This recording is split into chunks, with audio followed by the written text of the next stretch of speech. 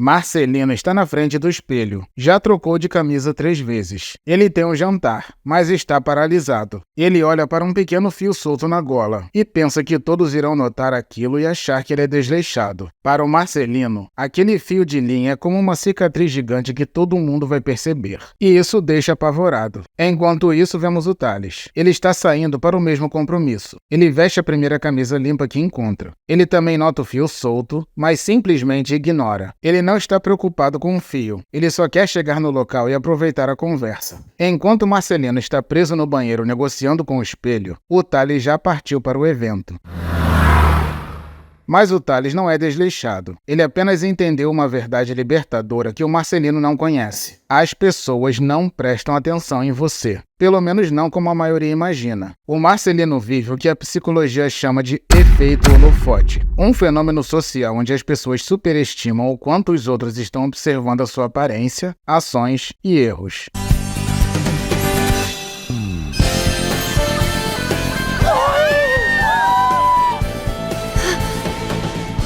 Sabe quando você mancha a camisa com uma gota de café e sente que o mundo inteiro está olhando para aquilo como se fosse um letreiro de neon? Pois é. Repare que nesse pequeno exemplo na cafeteria, ninguém percebeu o ocorrido e o rapaz está apavorado. Ou seja, a percepção dele da realidade está totalmente distorcida. E isso não é apenas uma teoria, é um fato comprovado. No ano 2000, o psicólogo Thomas Gilovic da Universidade de Cornell organizou um experimento fascinante. Ele pediu que estudantes usassem uma camiseta com uma estampa considerada embaraçosa para a época. A foto do cantor Barry Manilow, que era visto como um cafona.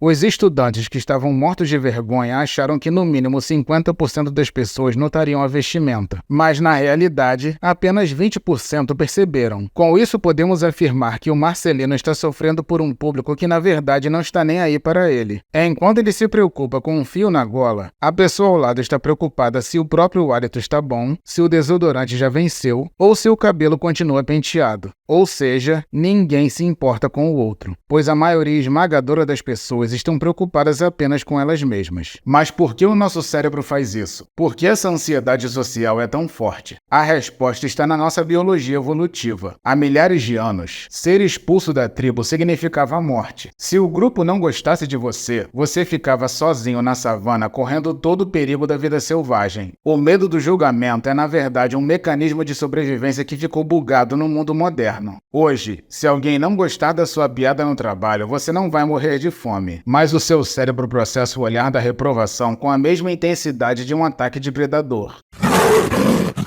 Se você quer ver o efeito holofote em ação no cinema, assista o filme O Fabuloso Destino de Amélie Poulain. No início, Amélie é exatamente como Marcelino. Ela observa a vida através de lunetas imaginando 1000 cenários, mas morrendo de medo de interagir. Ela cria esquemas complexos para ajudar as pessoas sem ser notada, tudo para evitar o risco do olhar direto e do julgamento. Amélie representa aquela pessoa que tem um mundo interior riquíssimo, mas que vive como um fantasma na própria realidade por medo de ser inadequada. O grande arco do filme é justamente ela entendendo que a felicidade só acontece quando você sai da plateia e aceita o risco de ser vista, mesmo com todas as suas esquisitices. No caso do Marcelino, ele gasta tanta energia tentando prever o que os outros pensam que ele próprio não consegue viver o momento. Ele é um observador da própria vida, nunca o protagonista. O problema é que esse isolamento tem um preço alto. O estudo de Harvard sobre o desenvolvimento adulto, o mais longo já realizado sobre a felicidade humana, concluiu que o psiquiatra Robert Waldinger resume de forma clara: o fator número 1 para uma vida longa e saudável não é o seu saldo bancário, mas a qualidade das suas conexões sociais. Quando Marcelino se isola por medo do julgamento, ele está literalmente diminuindo sua expectativa de vida. Segundo os dados de Waldinger, a solidão gerada pela timidez paralisante é tão prejudicial à saúde física quanto fumar 15 cigarros por dia. Se você quer entender o Marcelino através do cinema, pense no filme O Show de Truman. Truman vive em um mundo onde todos realmente o observam. O problema é que o Marcelino cria criou seu próprio show de Truman dentro da cabeça, mas sem as câmeras reais. Também vemos um ótimo exemplo no filme As Vantagens de Ser Invisível. Nele concluímos que a timidez não é a falta de vontade de estar com as pessoas, e sim o excesso de vontade de ser aceito por elas. O que diferencia o Marcelino do Tales é como eles lidam com a sombra, um conceito de Carl Jung. Ele dizia: o que você critica demais nos outros costuma ser um espelho. A sombra não é o mal em você. É tudo aquilo que você aprendeu a esconder para ser aceito. O Marcelino esconde sua sombra por medo. O Tales entendeu que todo mundo tem uma sombra. Ele parou de tentar ser perfeito e começou a ser inteiro. Muita gente olha para o Tales hoje e acha que ele nasceu com esse dom. Mas a verdade é que o Tales do presente é apenas o Marcelino que decidiu agir. No início da sua jornada, ele não tentou dar uma palestra para 1000 pessoas de um dia para o outro.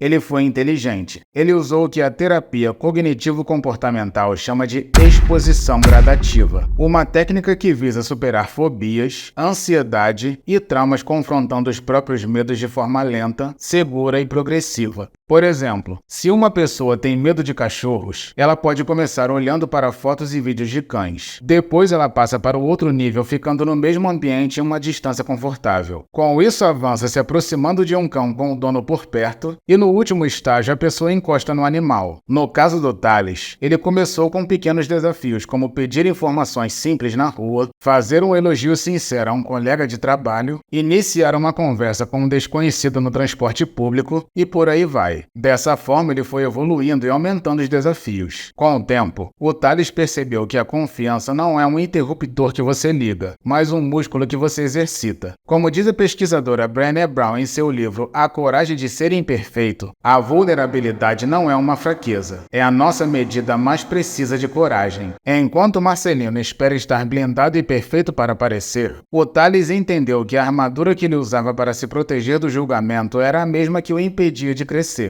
Para subir de degrau, o Tales teve que ter a coragem de ser imperfeito em público. O que o Marcelino ainda não entendeu foi exatamente o que o Tales aprendeu na prática. Nós não precisamos de aprovação para agir, mas sim de ação para parar de precisar de aprovação. O Tales deixou de ser o prisioneiro da opinião alheia para se tornar o dono da sua própria narrativa. Ele parou de ensaiar para a vida e começou a viver. E além das vantagens no meio social, essa nova postura não mudou apenas a forma como ele se sentia. Ele mudou drasticamente a forma como o mundo respondia a ele, inclusive no bolso. Porque, acredite ou não, a timidez do Marcelino também custa dinheiro. Ele não pede o aumento que merece porque tem medo do não. Ele não faz network porque tem medo de ser inconveniente. O Tales entende que ser cara de pau é um ativo financeiro. No livro Pense e Enriqueça de Napoleão Hill, escrito em 1937, fica claro que a autoconfiança é um dos pilares da riqueza. Quem tem medo do julgamento não vai aguentar o sucesso. Se você não aguentar o olhar do vizinho, não vai aguentar o olhar do mercado. O Marcelino ainda está lá, parado na porta da festa, suando frio. O Tales já está lá dentro. Talvez tenha falado uma bobagem, talvez alguém tenha ignorado ele, mas ele está vivendo. A pergunta que eu deixo para vocês é: quantas oportunidades você já deixou escapar por medo da opinião dos outros? A verdade é que ninguém está te julgando tanto quanto você mesmo. Faça um favor a si próprio e comece. Comece pequeno, mas comece agora. Cometa um erro bobo de propósito e veja que o céu não vai cair. Eu sou o Marcelo Vital e esse é o canal Subindo aos Poucos. Tá gostando? Então deixe o seu like e se inscreva. Muito obrigado por assistir esse vídeo até o final e até o próximo.